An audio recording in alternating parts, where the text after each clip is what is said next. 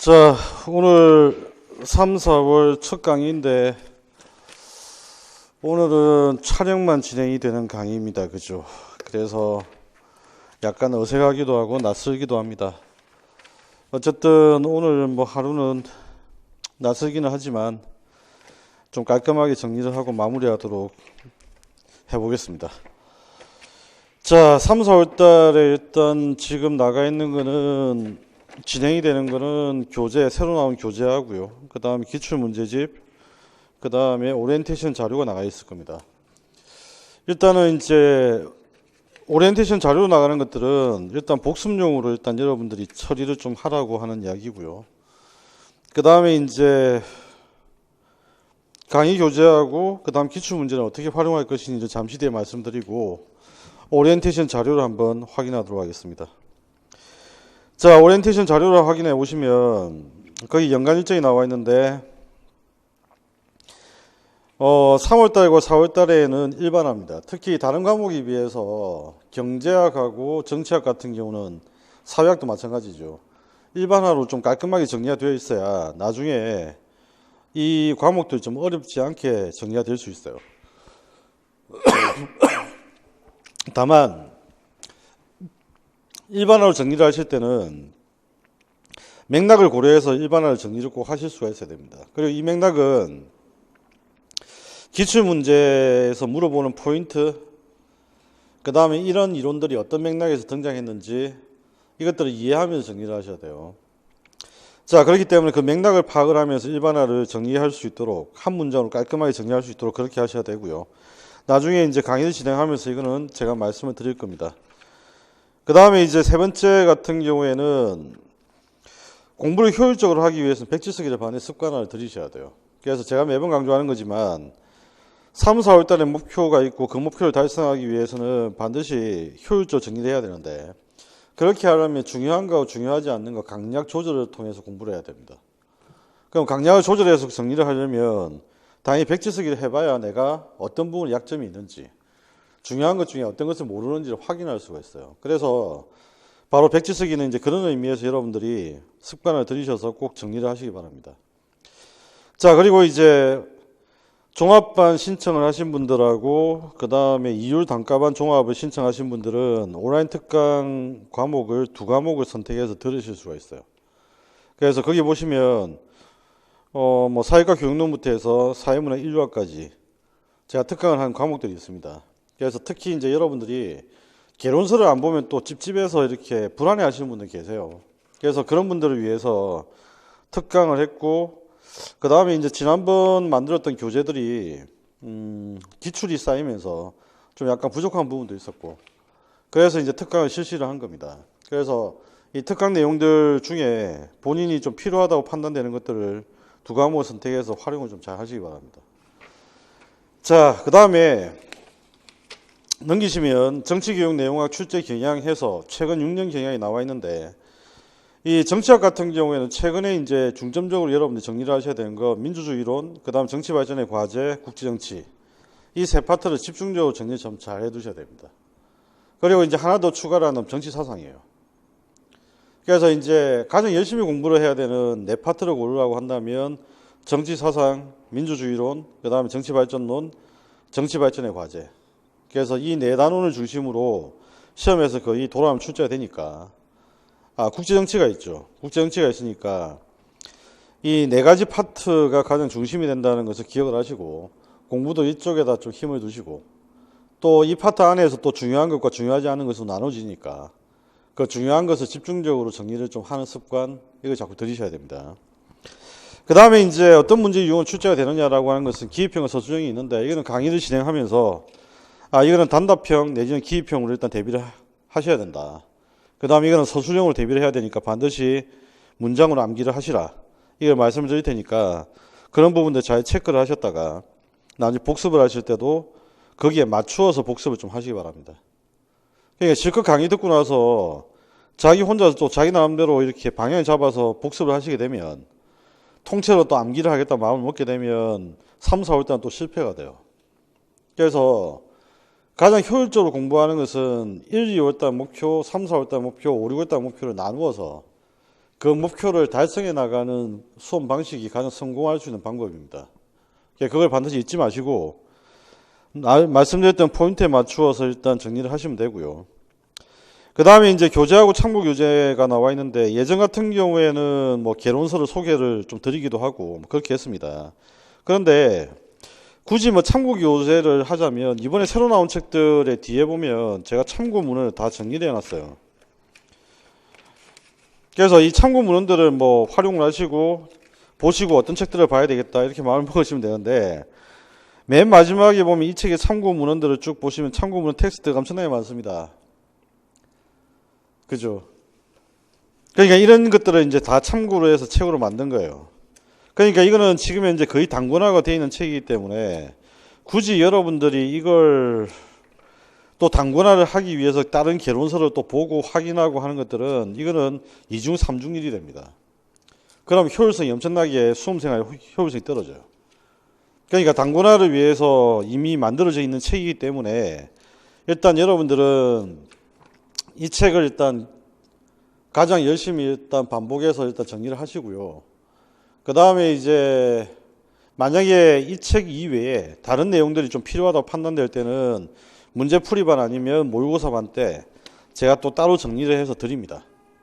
그러니까 걱정하지 마시고 일단은 여러분들은 이 책을 가지고 단권화되어 있는 책이니까 열심히 정리를 하시라. 그래서 다른 짓은 절대 좀 안 했으면 좋겠다. 그래서 일단 말씀드리고 싶은 건 바로 그 내용이고요. 그 다음에 이제 기출문제집이 있습니다. 그죠? 그래서 기출문제집과 그 다음 좀 전에 우리가 봤던 출제 경향표는 항상 공부를 하실 때 옆에 두고 보셔야 돼요. 예. 그래서 옆에 두고 항상 그걸 확인하시고 체킹하시고 정리하시고 이것들을 계속 반복적으로 하셔야 됩니다. 그래서 그걸 반드시 꼭 잊지 마시고 내용 정리를 하셔야 되고요. 자, 그 다음에 이제 강의 일정을 보시면 1주차부터 8주차까지 되어 있는데 제 강의는 항상 8주 마지막은 단기 방학입니다. 자율학습하고 그 다음 미흡한 부분들을 정리하라고 하는 거죠. 그래서 우리가 학원 강의를 계속 이제 듣고 시험을 준비하다 보면 때로는 복습이 밀리기도 하고 정리가 못된 상태에서 우왕좌왕하기도 합니다. 그래서 그런 것들을 좀 방지하기 위해서 마지막 주에 길면 2주, 짧으면 1주 정도는 여러분들이 정리하고 복습할 시간들을 드리니까 일단 여기에 맞추어서 여러분들이 충분히 정리할 시간들을 좀 가지시고 정비할 시간도 좀 가지시는 게 좋을 것 같아요. 그래서 8주는 그렇게 합니다. 그런데 이제 한 가지 좀 변수가 생긴 게 있습니다. 이번 주는 지금 제가 혼자서 지금 촬영을 하고 있는데 다음 주는 정상적으로 이제 개강을 한다라고 일단 이야기를 듣긴 했어요. 그런데 다음 주에 뭐 개강이 안 될 수도 있습니다. 그죠?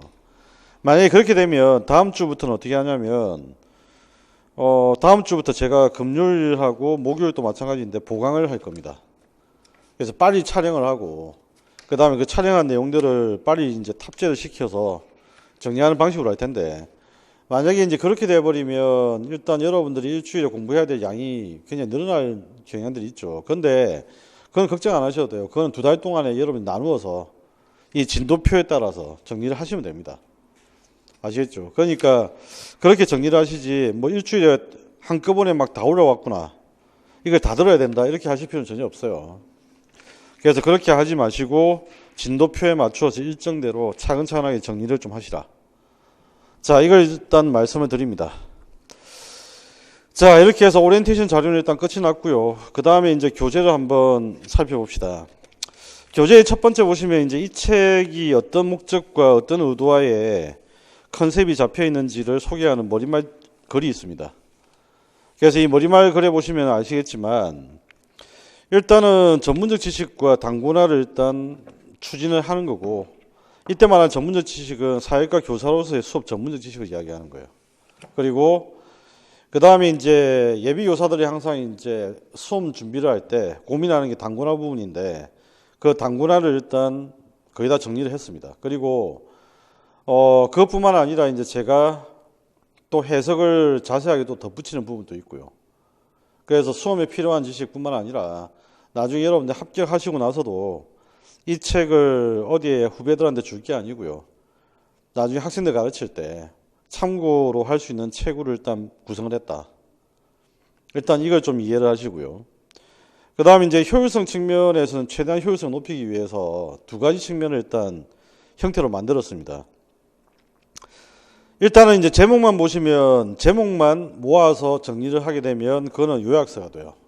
그리고 그 제목 밑에 달려져 있는 내용까지 포함을 시키면 개론서의 내용으로 바뀌게 됩니다. 그래서 얼마든지 이게 트랜스포머가 가능한 책이기 때문에 여러분들은 일단은 개론서와 요약서의 형태를 가지고 있다는 것을 좀 이해를 하시고 공부를 좀 많이 하신 분들이거나 처음 공부하시는 분들은 제목을 중심으로 정리를 빨리 여러 번 해보는 것도 하나의 방법이 돼요.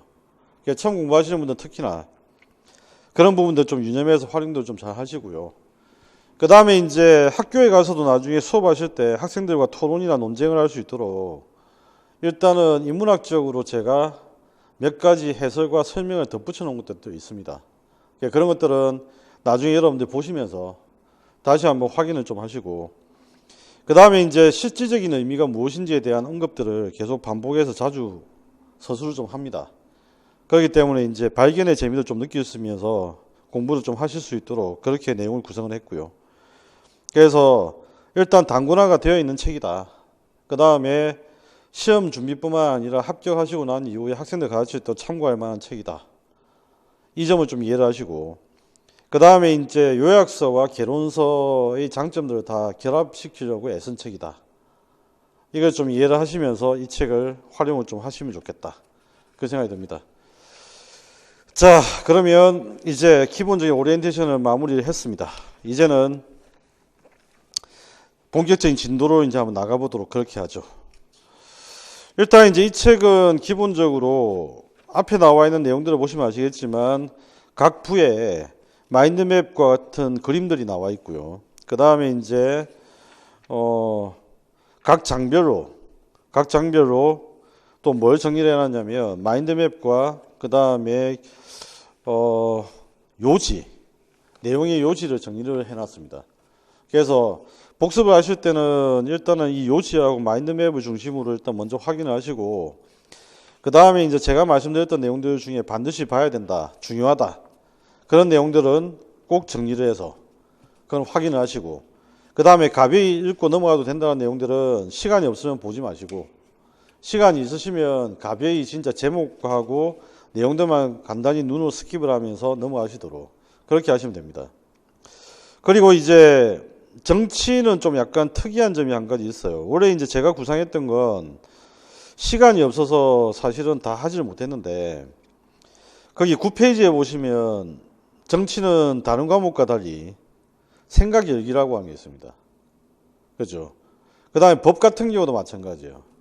법 같은 경우에도 나중에 뒷부분에 가면 생각 열기, 사례 뭐 이런 식으로 나와 있는데 이런 부분들을 사실은 앞쪽에다 실어 놓고 그 다음에 이걸 가지고 이제 쭉 내용들을 정리를 해 나가고 생각해 볼 수 있도록 정리를 좀 하려고 했던 건데 사실은 제 욕심만큼은 다 하지 못했어요.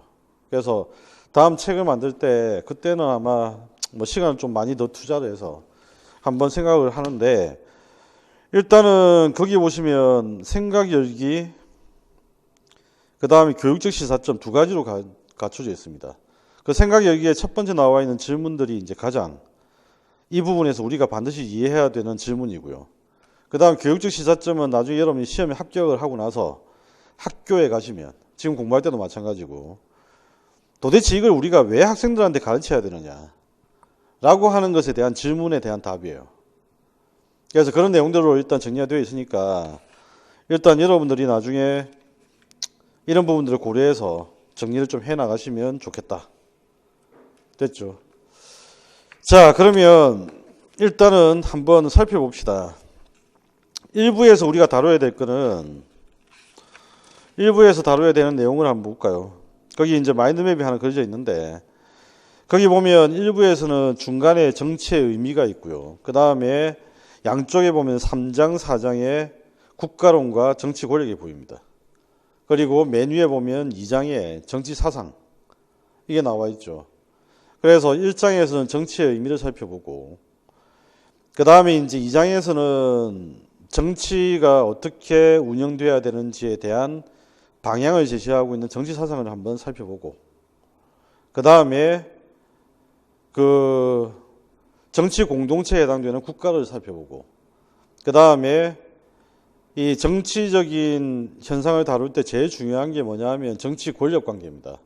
그래서 제4장에서는 정치 권력 관계를 살펴봅니다. 자, 그래서 그 내용들을 한번 정리를 좀 해 놓으시면 되겠고요. 그래서 일단 이야기를 좀 합시다. 중요한 걸 먼저 체크를 하고 뭐 내용을 좀 이야기를 하는 게 좋을 것 같네요. 자, 그래서 8페이지로 넘어가시면 정치의 개념 및 본질에서 일단은 정치의 개념과 본질에서는 무엇을 해야 되는지 나오는데, 일단은 정치의 개념에 대해서 일단 이해를 하고요. 그 다음에 이제 정치의 본질. 그래서 정치라고 하는 행위, 이 정치라고 하는 행위는 과연 어떤 역할과 기능을 수행하는 행위이냐 라고 하는 것을 이해하는 겁니다. 자, 여기서 이제 반드시 알아두셔야 되는 거, 우리가 이제 앞으로 계속 공부를 하면서 중심으로 잡아야 되는 것들인데, 10페이지 봅시다. 제가 앞으로 여러분들한테 물어봅니다. 정치는 무엇입니까? 라고 물어본다면 거기 가운데 3번의 정치의 의미, 양괄호 1번, 정치는 희소한 가치의 권위적 배분이다. 옆에다가 하나 적어두실 거는 이스턴이라고 하는 사람입니다. 이스턴. 그래서 이스턴이라고 하는 사람이 지금 현재 정치는 희소한 가치의 권위적 배분이라고 이야기를 하고요. 그 다음에 앞으로 이제 이걸 계속 여러분들은 이야기를 하실 수가 있어야 된다. 그 다음에 이제 정치라고 하는 거,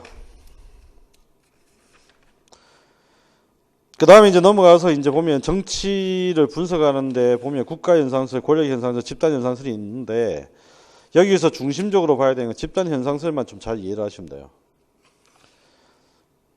그 다음에 이제 14페이지로 가시면 정치의 본질이 나옵니다. 그죠? 정치의 본질이 나오는데, 정치의 본질은 이거는 시험에 뭐 직접적으로 하니까 나온 적은 없습니다. 그냥 정치의 양면성이라고 하는 거. 그래서 정치는 두 가지 얼굴을 가지고 있는데, 현실주의적 얼굴과 이상주의적 얼굴이 있다라고 하는 거. 이것만 좀 기억을 하시면 됩니다. 그래서 우리가 현실주의적 의미의 정치라고 하는 것은, 이거는 정치를 투쟁으로 보는 거죠. 정치를 투쟁, 뺏고 뺏는 것으로 보는 겁니다. 그런데 이상주의적 정치라고 하는 것은, 이거는 당위적 측면이에요. 이상주의라고 하는 것은 정치가 추구해야 되는 가치를 중시하는 거죠. 그래서 이상주의는 가치 추구를 중시하는 입장이고요. 가치를 추구하는 거. 그 다음에 현실주의라고 하는 것은 정치를 투쟁으로 보는 입장이다. 그래서 정치는 이 두 가지 얼굴을 다 가지고 있다. 그 다음에 16페이지 보면 정치의 본질에 대한 인식이 어떻게 전개되었느냐라고 하는 이야기인데, 이 이야기는 이상주의와 현실주의가 어떤 식으로 현대까지 영향을 미치게 되었느냐, 그 이야기입니다. 그래서 결론은 뭐냐? 결론은 지금 현재는 정치는 현실주의적 의미의 정치를 기본으로 한다. 아시겠죠? 현실주의적 의미의 정치를 기본으로 한다. 이걸 일단 이해를 하시면 됩니다. 자, 여기까지가 일단은 알아두셔야 되는 내용입니다. 그래서 한번 정리를 좀 해보시는데, 정리를 하는 김에 정치사상도 한번 봅시다. 정치사상에 보면 20페이지에 보면 정치사상에는 고대 그리스 정치사상 마인드맵에 보시면, 그 다음에 중세, 그 다음에 근대, 그 다음에 자유주의, 그 다음에 공화주의, 그 다음에 정치 이데올로기, 이런 내용으로 구성되어 있죠. 그래서 이 정치사상이 하는 역할은 딴 게 아니고요. 정치가 어떤 가치를 추구해야 되는지를 제시를 합니다. 그리고 정치가 그 가치를 추구하기 위해서는 어떤 제도와 어떤 형식의 체제나 원리가 필요한지를 설명하는 게 정치사상이에요. 그래서 이 정치사상이라고 하는 것들을 통해서 우리는 기본적으로 정치에 필요한 가치와 그 다음에 원리들을 이해를 해야 됩니다. 자, 그래서 그 내용들을 정리를 좀 하시고요. 그래서 이 내용들을 이제 우리가 살펴보는 게 오늘 제일 중요한 이야기고, 그 다음에 이제 총론에 해당되는 두 번째 내용이 뭐냐면, 두 번째 내용이 바로 정치 공동체에 해당되는 국가론입니다. 국가론. 그죠. 그래서 우리가 지금 현재 정치라고 하는 것이 구현되는 정치 공동체, 그게 바로 국가론이고요. 그 다음에 이 국가가 정치를 펼쳐나갈 때 국민들과 맺는 정치적 관계가 있는데 그 맺는 정치적 관계가 바로 정치 권력입니다. 그래서 이거는 기본적으로 이해를 해 두셔야 된다. 그래서 우리가 일부에서 정리를 해야 될 내용은 정치의 의미, 그 다음에 정치가 추구해야 될 가치와 원리, 이런 것들 제시하고 있는 정치 사상, 그 다음에 정치 공동체로서의 국가, 그 다음에 정치 공동체로서 국가에서 정치를 해나갈 때 맺게 되는 사회적 관계는 바로 권력 관계. 그래서 정치 권력이 무엇이냐. 자, 이걸 이제 이해를 하시면 되겠다. 자, 그러면 이제 전체적인 내용을 한번 이야기를 좀 해봅시다. 우리가 정치에서 일단은 해야 될 내용은 일단 어떻게 정리를 좀 하셔야 되냐면, 자, 정치라고 하는 것은 우리가 좀 전에 이야기를 했잖아요. 그죠? 희소한 가치, 그 다음에 이걸 권위적으로 배분하는 거다. 이야기입니다. 그러면 이제 희소한 가치가 무엇이냐가 일단 중요하겠죠. 정치라고 하는 희소한 가치인데, 이 희소한 가치가 무엇이냐라고 했을 때 희소한 가치는 우리가 흔히 말하는 재물도 있고요. 부도 있고, 그 다음에 권력이라고 하는 것도 있고, 그 다음에 사회적 지위 같은 것도 희소한 가치입니다. 그래서 이런 이제 희소한 가치들을 국가가 정치적으로 배분을 한단 말이에요. 그러면 이제 배분을 할 때, 이 배분을 할 때 이제 어떤 방법으로 배분을 해야 되느냐, 그 이야기입니다. 그 배분할 때는 뭐 예를 들면 군주가 배분할 수도 있고, 귀족이 배분할 수도 있고, 이런 기타 등등이 배분할 수도 있지만 무엇보다도 제일 중요한 거는 지금 현재는 민주주의적 방법으로 배분을 해야 됩니다. 그런데 민주주의적으로 방법으로 배분했을 때 이 배분이라고 하는 것은 결정이잖아요. 그죠? 결정이기 때문에 이 결정에 대해서는 반드시 어떻게? 결정에 대해서는 기본적으로 뭘 해야 됩니까? 복종을 해야 됩니다. 그러니까 이 권위에 대해서 주는 거에 대해서 반드시 복종을 해야 돼요. 그 예산을 예를 들면 이런 거죠. 뭐 지금 현재 서울에다 예산을 한 10조 원의 예산을 할당을 했다. 그런데 여기에 대해서 10조 원에 대해서 복종을 안 하면 아무것도 정치적인 의사결정을 내릴 수가 없어요. 그러니까 정치적인 결단과 결정이라고 하는 것은 반드시 상대방을 복종시킬 수 있어야 돼요. 그리고 상대방의 동의를 얻을 수 있어야 됩니다. 그러니까 이건 이제 이 관계에서 우리는 뭐가 필요하냐면 배분을 하기 위해서 지배와 복종을 끌어내기 위해선 바로 정치 권력이라고 하는 게 필요하다. 그 이야기입니다. 정치 권력이라고 하는 게 필요하다. 자, 그래서 이걸 일단 먼저 이해를 하셔야 되겠다. 자, 그러면 이제 좀 더 한번 근본적으로 들어보도록 합시다. 인간이라고 하는 게 있고요. 인간은 기본적으로 다양합니다. 그리고 이 인간은 기본적으로 함께 살아갑니다. 사회를 만들어내죠. 그래서 우리가 이 사회를 뭐라 부르죠? 정치 공동체라고 부릅니다. 그리고 이 정치 공동체의 가장 대표적인 걸 뭐라 부르냐면 국가라고 부릅니다. 정치 공동체 가장 기본적인 거, 가장 이제 거시적인 범위죠. 사회보다는 좁지만 가장 거시적인 범위, 이걸 우리가 국가라고 부릅니다. 그럼 이 정치 공동체 안에서는 희소한 가치를 둘러싸고 희소한 가치를 둘러싼 갈등이 벌어질 수밖에 없어요. 그럼 이 갈등을 이제 해결해야 됩니다. 그죠? 갈등 해결. 그러면 이제 갈등 해결을 하는 수단이 어떻게 되느냐? 그게 바로 정치다라고 하는 거예요. 정치. 그런데 우리가 이제 갈등을 해결할 때 군주가 일방적으로 명령을 내려서 해결할 수도 있고, 그 다음에 귀족들이 명령을 내려서 해결할 수도 있고, 아니면 국민들 다수가 의견을 모아서 처리할 수도 있어요. 그런데 우리가 그리스에서 시작된 이 정치적 방식을 보면, 그리스에 시작된 정치적 방식을 보면 이 갈등을 해결하는 수단은 민주주의라고 하는 정치 방식이었어요. 민주주의라고 하는 정치 방식. 그죠? 민주주의라고 하는 정치 방식입니다. 그리고 이 정치적 결정은 어떤 걸 가지는 거죠? 힘을 가지게 됩니다. 정치적 결정은 힘을 가지게 된다. 그래서 이 힘을 우리가 정치학에서 뭐라고 부르냐면 정치 권력입니다. 공동체가 이런 결정을 내렸잖아. 그러면 너는 이 결정에 따라야지. 이 결정에 복종을 해야지. 동의를 해야지. 이런 힘을 가지게 됩니다. 그죠? 그 힘을 가지게 된다라고 하는 거, 정치적 의사결정에 힘을 가진다는 거, 이걸 우리가 정치 권력이라고 해요. 자, 그러면 이제 우리가 해야 될 내용들이 있죠.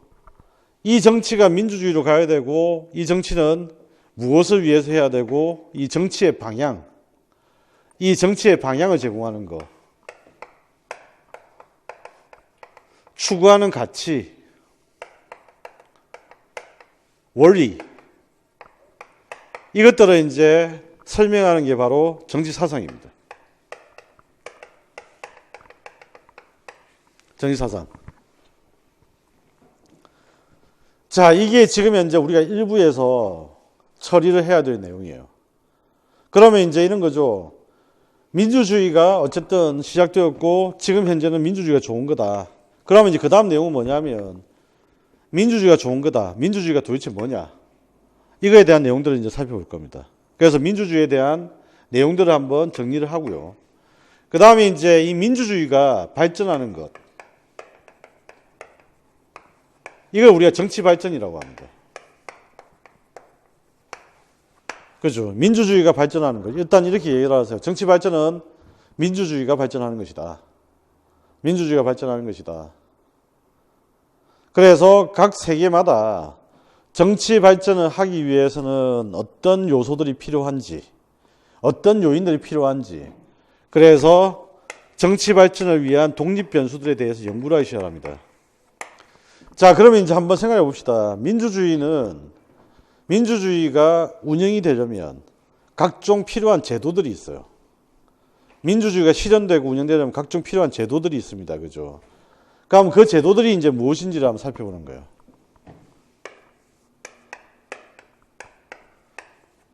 그러면 이제 예를 들면 이런 거죠. 우리가 지금 현재 민주주의는 대의제 민주주의다. 라고 이제 보통 일반적으로 이야기를 합니다. 이거는 대의제 플러스 민주주의를 말합니다. 그죠? 대의제 플러스 민주주의. 그러면 대표를 선출하고 그 다음에 민주주의 방식으로 결정하고 이 대의제 민주주의를 위한 제도에는 과연 어떤 것들이 있을까? 이 제도를 한번 생각해 보는 거죠. 그럼 이 제도는 뭐냐? 대표적인 게 선거를 일단 치러야 됩니다. 그죠? 그런데 이 선거를 치르려면 어떤 제도가 필요하냐면 정당이라고 하는 정치인을 선출하는 대표를 양성하는 기관이 필요해요. 그래서 이 정당이 있어야 되고 그 다음에 이 정당이 선거를 치러야 되고 그리고 대표를 뽑아서 정치인으로 만들어줘야 됩니다. 그 정치인으로 만들어서 가게 되면 구성되는 게 바로 뭐죠? 정부가 구성됩니다. 선거를 통해서 정부를 구성하죠. 그리고 이 정부는 어떤 기구들을 가지고 있죠? 의회, 행정, 그 다음에 사법부. 자, 이와 같은 뭘 가지는 겁니까? 이와 같은 통치기구를 가지는 거예요. 통치기구를 가지는 거. 자, 이게 이제 정당, 선거, 정부, 통치기구. 이게 이제 주요한 제도가 되는 거죠. 그런데 이런 것들을 이제 수행하려면 민주주의는 결국 이런 제도를 운영하는 것은 결국 누가 하는 거죠? 사람이 하는 겁니다. 우리가 맨날 이제 고민하잖아요. 제도는 좋은데 사람이 없다. 그런데 사람은 개판이다. 이런 이야기를 할 때도 있고, 그 다음에 사람은 있는데 제도가 없다. 그러면 민주주의는 결국 사람과 제도의 문제입니다. 크게 이야기를 하자면. 그럼 이 사람이 바로 사람과 관련된 이야기가 바로 뭐냐면 시민 덕성의 문제예요. 시민 덕성의 문제. 그래서 이 시민 덕성과 관련되는 주제가 바로 뭐냐면 정치 문화라고 하는 정치 의식입니다. 그래서 앞으로 여러분들은 정치 문화 이러면 정치 의식이나 정치 태도 이렇게 이해를 하시면 돼요. 정치 의식, 정치 태도. 이걸 우리가 정치 문화라고 한다. 그러면 이 정치 문화에 영향을 주는 것들은 뭐가 있을까? 관계되는 것들은 어떤 것들이 있을까? 그 이야기인데 정치 문화와 관련되는 것들이 정치 문화가 어떻게 되느냐에 따라서 여론 표출의 양상이 달라집니다. 여론을 합리적으로 제시할 때도 있고요. 감정적으로 제시할 때도 있단 말이에요. 그래서 우리가 이럴 때마다 이제 그런 생각들이 들죠. 아, 우리나라의 시민 문화가, 정치 문화가 성숙되었다. 정치 문화가 성숙되지 못했다. 여론을 보면서 판단하는 거예요. 여론의 형성을 보면서. 그 다음에 이제 정치 문화에 영향을 주는 변수.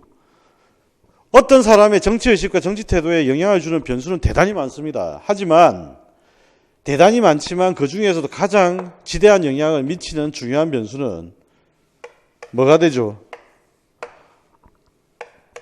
언론이라고 하는 겁니다. 자, 그래서 우리가 민주주의라고 하는 이 정치적 방식이 내지는 원리, 이 정치 방식 내지는 이 정치 원리가 발전을 하는 것을 정치 발전이라고 하고, 그 다음에 이 정치가 발전하기 위해서는 결국은 제도와 사람의 문제다. 제도의 문제는 방금 여러분들이 보셨던 대로 대의제 민주주의가 기본이니까 정당, 그렇죠. 정치인을 양성하는 것, 그 다음에 정당이 선거에 참여하는 것, 그 다음에 정부 구성하는 것. 정부에는 어떤 정부들이 있죠? 대통령제, 의원내각제, 그 다음에 이원정부제. 그 다음에 여기에 나와 있는 대로 의회와 행정과 사법. 됐어요. 의회와 행정과 사법 같은 경우에는 정부의 기관들이면 통치기구. 자, 이것들을 이야기하는 거고요. 그 다음에 사람의 문제는 바로 시민덕성의 문제다. 시민덕성과 관련된 가장 중요한 포인트는 정치문화. 그리고 정치문화의 양상을 볼 수 있는 것은 여론을 통해서. 정치문화에 영향을 크게 미치는 것은 언론. 이게 이제 우리가 해야 될 두 번째 2부, 3부의 이야기입니다. 2부, 3부의 이야기. 그리고 이제 마지막으로 우리가 정리해야 될 내용이 바로 뭐냐면 국제정치에 관한 이야기예요. 그리고 이 국제정치가 바로 여기에 대한 이야기들 전부 다 국내정치고, 이 국내정치에 영향을 미치는 국제정치가 어떤 영향을 미칠 수 있느냐, 이런 이야기들을 이제 정리를 하면 되겠다. 이게 우리가 이번 2달 동안 정리해야 될 가장 핵심적인 내용들이다. 그래서 이 그림이 머릿속에 있어야 됩니다. 그래서 일단은 정치, 그리고 정치 공동체, 그리고 정치적 의사결정을 하려면 정치 권력이 필요하다. 그리고 이런 이제 정치의 어떤 방향과 가치와 원리를, 아이디어를 제시했던 게 정치사상이다. 그리고 이 정치의 발전에서 가장 기본적인 해결 방법은 민주주의였다. 그리스 민주주의. 그래서 민주주의가 무엇인지를 보고 민주주의가 발전시키는 것을 정치 발전이라고 이야기를 하고, 정치가 발전하려면 제도가 발전해야 되고 사람이 성숙돼야 된다. 그러면 제도가 발전하기 위해서는 민주주의와 관련된 제도에는 어떤 것들이 있을까? 대의제 민주주의를 중심으로 살펴보면 돼요. 그리고 사람의 문제는 시민덕성의 문제고, 이 시민덕성의 문제는 정치 문화, 그리고 이 정치 문화는 여론을 통해서 표출되고, 그 다음에 언론을 통해서 이루어진다는 거. 자, 그리고 국제정치를 정리하면 정치 파트는 마무리가 됩니다. 자, 이렇게 해서 정치의 전반적인 내용들을 살펴봤고요. 1부에서는 우리가 뭘 해야 되는지 다시 한번 정리합시다. 정치의 의미가 무엇이냐, 그 다음에 정치사상이 어떤 것이냐, 그래서 정치사상은 어떤 아이디어를 제공하고 있느냐, 정치에. 그 다음에 세 번째, 뭘 확인해야 되죠? 정치 공동체로서 국가는 무엇이냐. 그 다음에 네 번째, 바로 정치적 행위, 정치적 관계에서 중요한 정치 권력 관계. 그 정치 권력 관계는 어떤 관계이냐 라고 하는 것들을 확인하는 것. 자, 여기까지가 이제 일부의 이야기입니다. 자, 그러면 이제 내용은 일단 정리가 됐고요. 한번 확인을 해봅시다. 일단은 이제 하나씩 이야기를 하자면 여기 이제 이야기를 덧붙여 나가야 되겠죠. 인간은 혼자 살 수 없습니다. 그죠? 그래서 정치 공동체를 이루어 삽니다. 그런데 정치 공동체에서는 항상 갈등이 발생할 수밖에 없습니다. 그러다 보니까 갈등 해결의 수단이 필요합니다. 그래서 반드시 필요한 게 정치가 됩니다. 그래서 이걸 우리가 뭐라 부르냐면 바로 정치의 불가피성이에요. 그래서 이거는 이제 법 시간에도 한번 이 비슷한 이야기를 했죠. 법도 사회가 존재하면 법이 있다. 그래서 여기서 한마디 이제 정리를 하자면 사회가 존재하면 정치가 있다.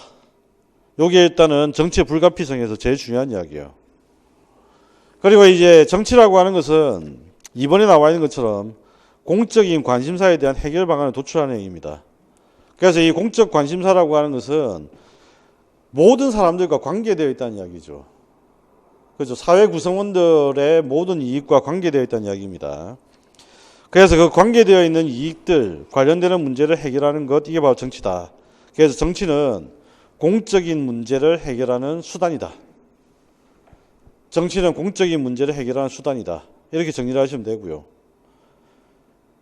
자, 그런데 공적인 문제를 해결한다라고 하는 것은 우리 사회의 평화와 질서를 위한 것이다라는 시각도 있고, 그게 아니라 공적인 문제를 해결하는 수단인 정치라고 하는 것은 결국 정치 권력을 가지기 위한 행위다라고 이제 주장하는 사람도 있습니다.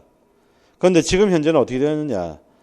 바로 현실주의적 입장의 정치의 의미가 핵심이 됩니다. 그래서 10페이지에 나온 대로 보시면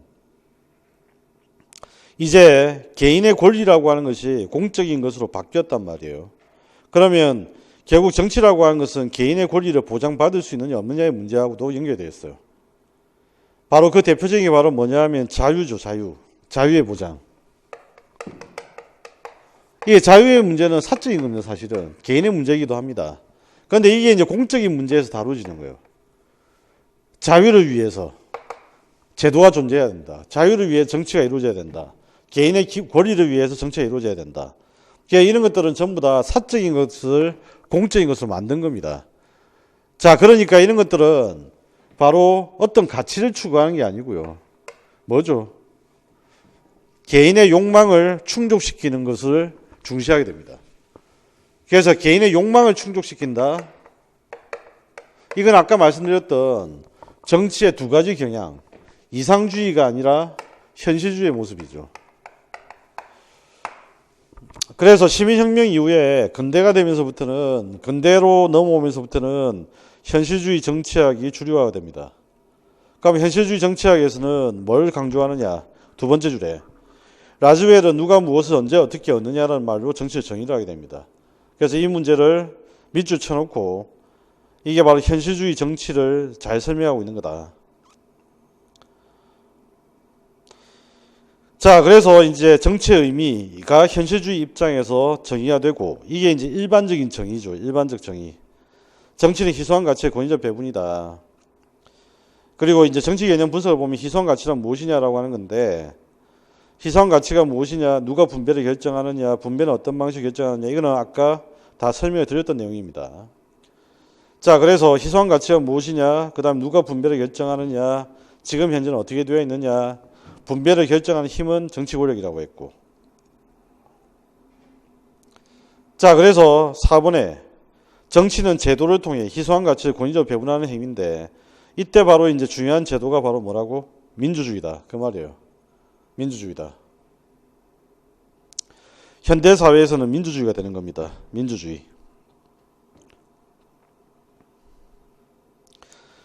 자, 그 다음에 이제 역사적으로 이제 정치가 어떻게 보편화되었는지 그 의미를 살펴봤고요. 그 다음에 이제 정치 현상을 과학적으로 한번 접근해 봅니다. 이거는 경험적으로 정치를 관찰해 봤더니 정치는 이런 거다. 그래서 정치 현상을 분석한 정치는 과학적 접근이에요. 이 말은 경험적으로 정치가 무엇인지 살펴봤다. 그래서 정치가 어떻게 되는 놈인지 살펴보니까 제일 먼저 눈에 띄는 놈이 바로 누구냐면 국가입니다. 국가. 국가가 지금 현재 보니까 뭔가 다양한 행위들을 하고 있네. 그 다양한 행위들을, 국가가 하고 있는 행위들을 정치라고 부르면 되겠네.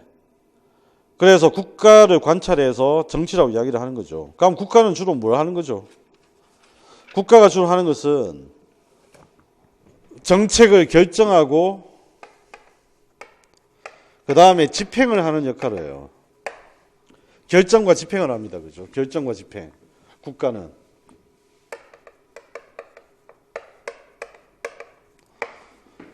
그런데 이 결정과 집행을 하는 것을 국가가 하는 역할은 결정과 집행인데 실제로 이 국가현상설의 가장 큰 문제점이 바로 여기서 발생합니다. 어떤 문제점이 발생하냐면 국가활동이라고 하는 것은 한번 적어보시죠. 국가활동은 방금 이야기했던 결정과 집행입니다. 그죠? 결정과 집행.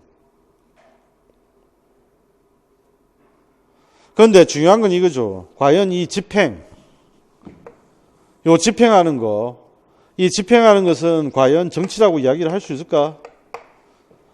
오히려 집행이라고 하는 것은 정치가 아니라 실제적으로는 이거는 국민들에게 서비스를 제공하는 행정 아닐까? 이런 이제 주장들이 나오게 되는 거예요. 자, 이렇게 되면서 국가현상설은 정치와 행정을 구별하는데 문제점이 생깁니다. 정치와 행정을 구별하는데 문제점이 생깁니다. 그 다음에 또 한 가지 이제 국가현상설의 문제점은 정치의 역동성을 무시해요. 뭐냐면 예를 들면 우리가 이런 거 있잖아요. 예산을 만약에 결정한다고 했을 때 예산을 그냥 국가가 결정하는 거 아니죠. 많은 이익 집단과 정당과 개인들이 막 예산 결정을 할 때 영향을 미치고 활동들을 막 합니다. 이게 현실이란 말이에요. 그러니까 이렇게 돼버리니까 이게 현실인데 이건 설명할 수가 없지. 따라서 정치의 역동성을 무시한다라고 하는 평가를 받게 됩니다. 자, 그리고 또 한 가지 두 번째, 권력관계를 국가와 국민의 관계로만 제한합니다. 실제로 권력관계는 이런 게 있을 수 있잖아. 권력관계는 대기업과 중소기업도 권력관계예요. 국가 권력과 국민의 관계만 정치 권력관계는 아닙니다. 중소기업이 마음대로 하고 싶어도 대기업이 반대를 하면 뭘 할 수가 없어요. 그러니까 이런 여러 가지 정치 권력 관계를 국가현상설은 설명할 수가 없죠. 그래서 이 세 가지 문제점이 있다. 그래서 국가현상설에 대해서 비판을 하면서 제일 먼저 등장했던 게 권력현상설이에요. 권력현상설. 자, 이 권력현상설이라고 하는 거, 이 권력현상설이라고 하는 것은 바로 정치의 의미 중에 정치 권력 관계에 주목을 하는 겁니다. 정치 권력 관계에. 그래서 사람들 사이에 보니까 지배와 복종의 관계가 생기는 것은 전부 다 정치로 보는 겁니다. 그런데 이렇게 돼버리면 무슨 문제가 생기냐면 정치적인 것과 비정치적인 것의 구별이 모호해집니다. 왜? 세상의 모든 것이 권력 관계가 아닌 것이 거의 없습니다. 그죠? 연애를 할 때도 권력 관계가 생깁니다. 갑을 관계. 그런데 갑을 관계는 정치 권력 관계는 맞는데, 갑을 관계는 권력 관계는 맞는데 이게 희소한 가치의 권위적 배분과 관계되어 있어요. 그건 아닙니다. 그죠? 그러니까 비정치적인 것도 정치 권력 관계가 생길 수 있어요. 권력 관계가. 따라서 이것도 역시 정치적인 걸 명확하게 설명하는데 한계가 있다는 이야기예요. 그 다음에 이제 또 한 가지, 지배와 복종의 관계에서는 우리가 대통령에게 복종을 할 때는 대통령을 좋아해서 복종할 수도 있습니다. 그러니까 오로지 복종의 이유가 권력 때문이다 라고 이야기를 할 수는 없어요. 그래서 결국 권력 현상설도 정치를 설명하는데 분명히 한계가 있다는 이야기예요. 자, 이렇게 되면서부터 이제 국가를 가지고도 설명하기 어렵고, 그 다음에 정치의 의미에 포함되는 정치 권력을 가지고도 설명하기 어렵다. 그러면 현상적으로 우리가 정치가 무엇인지를 살펴보려면 어떤 걸 통해 살펴보는 게 좋을까? 라고 하는 것을 살펴보다가 이스턴이라고 하는 사람이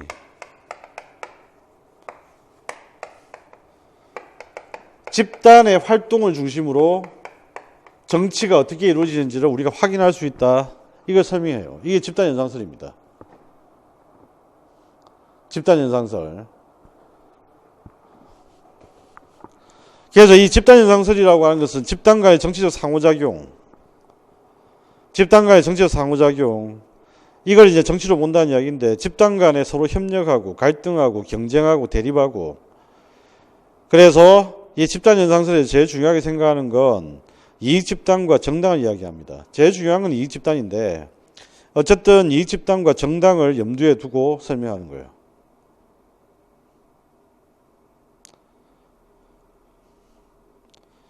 그래서 이들이 희소한 가치를 권위적으로 배분하기 위해서 집단들이 어떻게 활동하는지를 통해서 정치가 무엇인지를 알 수가 있다. 희소한 가치가 권위적으로 어떻게 배분되는지를 알 수가 있다. 그 이야기죠. 희소한 가치가 어떻게 배분되는지를 알 수가 있다. 집단 활동을 통해서 희소한 가치가 어떻게 배분되는지를 확인할 수 있다. 이걸 설명하는 게 바로 집단현상설입니다. 그래서 어떻게 이제 되는지 설명을 이스턴이 하는 거죠. 어떻게 하냐면, 야, 집단들이 지금 현재 보니까 자동차 수출을 하는 회사들이 있다. 그러면 회사가 이익집단이고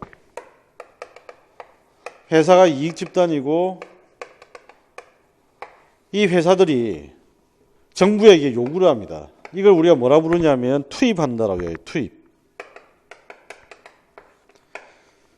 그러면 이제 정부는 이 투입된 걸 받아들입니다. 그죠?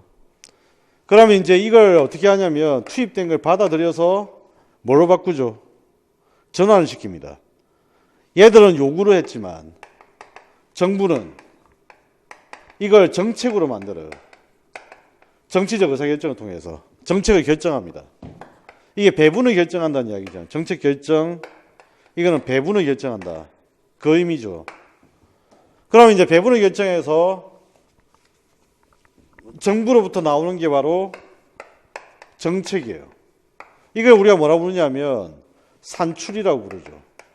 그래서 투입, 전환, 산출. 그러면 이제 배분이 똑바로 됐느냐 안 됐느냐 이걸 평가를 해야 됩니다. 그죠? 이걸 우리가 뭐라 부르죠? 환류라고 부릅니다. 피드백이라고 하죠. 피드백, 환류. 이걸 우리가 평가죠. 평가. 정책이 똑바로 됐느냐, 배분이 똑바로 됐느냐. 자, 이렇게 설명하는 게 정치를 설명하는 방식, 이게 바로 집단현상설이다. 그래서 3번에 보시면 바로 이스턴의 정치책이라고 하는 개념이 등장해요. 그래서 그 내용에 보시면 동그라미 2번 국가 개념에 대신하여 정치체계의 개념을 제시를 했다. 그리고 기억에 보시면 투입과 전환, 산출, 환류입니다. 그죠? 여기서 마찬가지로 집단 간의 권력 관계에 대해서 설명하지 않습니다. 뭘로 설명하죠? 집단 간의 상호작용으로 설명합니다. 정치적 행위를 주고받는다. 그래서 방금 이야기했던 그 이야기를 정리해놓은 표가 14페이지 정치체계의 그림으로 나타납니다. 그래서 이거는 나중에 정치학의 과제에서도 다시 한번 살펴볼 거예요. 투입, 전환, 산출, 환류. 그 다음에 이제 집단현상설의 한계. 집단현상설의 한계는 무슨 문제냐면, 집단현상설은 정치는 모든 것을 집단이 결정한다는 거잖아. 집단이. 정치적 의사결정은 모두 집단이 결정한다. 집단의 활동이 정치적 분배를 결정한다. 다시. 집단현상설이 생각하는 정치를 한마디로 정리를 하면 집단의 활동이 희소한 가치의 분배를 결정한다는 이야기예요. 그러면 도대체 얘는 뭐 하는 놈이냐? 이거지. 얘는 결정만 해?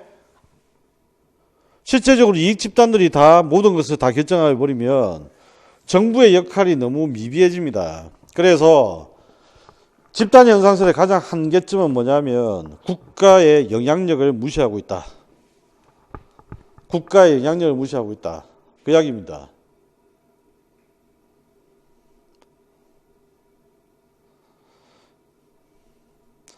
자, 그래서 국가하고 집단이 나와 있는데 이 국가와 집단의 관계에서는 차이점이 있죠. 국가는 정치 공동체로서의 영구적인 성격과 그 다음에 광범위한 기능을 수행합니다. 그리고 국민이라고 하는 구성원을 가지고 있는데 이것의 임의탈퇴는 운명적이기 때문에 이거는 원칙적으로 불가능해요. 퇴사라고 하는 개념이 없죠. 그런데 집단은 퇴사라고 하는 개념이 있어요. 그 다음에 물리적인 강제력, 군대와 경찰을 이야기하는 겁니다. 독점적 강제력은 군대하고 경찰을 보유할 수 있는 국가밖에 없어요. 그래서 역시 국가가 가지고 있는 집단에 영향을 미칠 수 있는 정치적인 권력의 힘은 무시하고 있다라고 한 평가를 받는 게 바로 집단현상설의 한계점입니다. 자, 그리고 집단현상설 옆에다 적어두실 거는 다원주의를 적어두시면 돼요. 나중에 여러분들이 확인할 수 있는 게 다원주의입니다. 민주주의로서의 다원주의, 그 다음에 이익대표 체계로서의 다원주의, 이것과 연결되는 게 바로 집단현상설. 자, 그 다음에 이제 정치의 본질.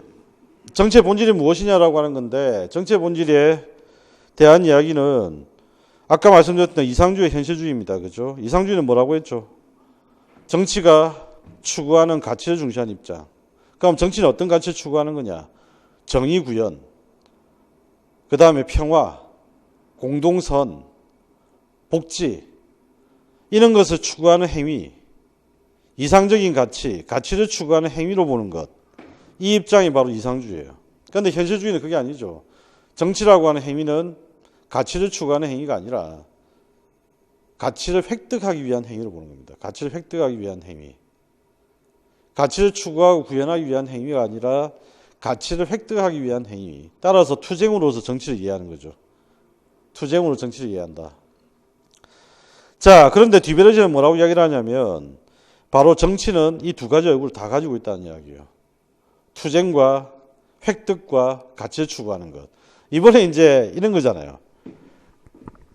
그 한국당에서 지금 현재 한국당에서 어쨌든 위성정당 만들어서 비례대표를 많이 가져가겠다라고 욕심을 부리고 있습니다. 여기에 대해서 이제 대응을 해야 됩니다. 그러면 이제 민주당의 이제 명분은 이제 딴 게 없죠. 어떤 명분이냐면 꼼수를 막기 위해서. 이건 명분이에요. 꼼수를 막기 위해서. 이건 명분입니다. 그죠? 그런데 결국 꼼수를 막으려면 어떻게 해야 돼? 한국당이 의석을 많이 차지하지 못하고 우리가 의석을 많이 차지해야 돼요. 정치적 권력을 획득하는 것. 이걸 같이 이야기를 하죠. 이거는 투쟁으로 정치입니다. 그죠? 그런데 이거는 뭐죠? 명분입니다. 그래서 이상주의는 정치의 명분을 제공하고 현실주의는 정치의 투쟁을 제공하는 거예요. 그러니까 이거는 현실에서 보면 정치는 현실주의와 이상주의의 두 얼굴을 우리가 다 확인할 수가 있다. 이걸 이해를 좀 하시면 됩니다. 자, 그 다음에 정치의 본질에 대한 인식의 전개. 정치의 본질이 무엇이냐라고 하는 것은 아까 이야기했던 그 이야기죠. 정치는 과연 가치를 추구하는 행위냐, 도덕적인 것이냐, 윤리적인 것이냐, 아니면 정치라고 하는 것은 투쟁적인 것이냐, 무언가를 획득하기 위한 행위냐, 여기에 대한 다툼이 있었다는 거예요.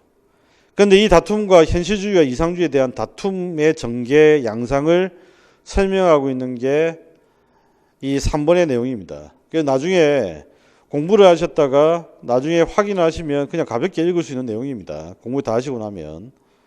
그래서 일단 한번 나중에 한번 정리를 좀 하시고요. 일단은 우리가 중요하게 체크를 해야 될 거는 뭐냐면 17페이지에 나와 있는 근대 이후. 근대 이후에서 마키아벨리가 이제 등장합니다. 마키아벨리가 등장하면서 굉장히 중요한 의미를 가져요. 마키아벨리는 정치를 도덕과 분리시킵니다. 정치를 도덕과 일치시키는 것은 이상주의. 정치를 도덕과 분리시키는 순간 정치는 더 이상 도덕적이고 윤리적인 문제가 아니에요. 가치를 추구하는 것이 아니라 정치라고 하는 것은 정치 권력과 같은 희소한 가치를 획득하기 위해 투쟁하는 행위로 본다는 이야기예요. 희소한 가치를 획득하기 위해서 정치를 투쟁으로 본다. 자, 이게 바로 이제 현실주의적 이야기다라고 하는 이야기 알아두시고요. 그 다음에 18페이지에 보시면 라즈웰의 현실주의적 정치관, 이스턴의 현실주의적 정치관, 이게 나오는데 결국이 이제 이런 거죠. 어떤 사람이 희소한 가치를 내가 획득하기 위해서 경쟁을 하고 투쟁을 한다는 이야기잖아. 그러면 이 말은 무슨 말이냐면 정치라고 하는 것은 무엇인가를 얻기 위해서 뺏고 뺏는 것이라는 이야기예요. 그러면 이거는 뭐죠? 누군가의 손에 돈이 들어가면 누군가의 손에는 돈이 없다는 이야기예요. 그러니까 이거는 결국 현실주의가 바라보는 정치라고 하는 것은 제로섬 게임이에요. 그래서 이 제로섬 게임을 잘 설명하고 있는 설명 방식, 정치의 의미 설명 방식이 라즈웰하고 이스턴입니다. 그래서 이 두 사람의 정치적 의미는 대단히 기본적이고 중요한 이야기니까 반드시 알아두시고, 여기서 시험에 나왔던 거는 이스턴의 현실주의 정치관의 정치의 의미입니다. 정치라고 하는 것은 희소한 가치의 권위적 배분 과정이었다. 그래서 그걸 반드시 정리를 하시고, 라즈웰은 정치를 누가 무엇을 언제 어떻게 얻느냐라고 하는 것으로 보는 입장이다. 이렇게 보시면 됩니다. 자, 그래서 지금 현재 여러분들이 정치를 이해할 때는 이 현실주의적 관점으로 일단 정치학의 내용을 이해를 하셔야 됩니다. 아시겠나요? 그리고 그와 함께 더불어서 물론 이상주의적 관점도 이해는 하고 계셔야 돼요. 그렇지만 기본적인 베이스, 기본적인 근거는 현실주의에 있다. 이 관점으로 일단 쳐다봐야 된다. 국제정치도 마찬가지입니다. 국제정치도 기본적인 관점, 현실주의적 관점이 될 수밖에 없어요. 자, 이렇게 정리를 하고요. 잠시 쉬었다가 정치 사상으로 넘어갑시다.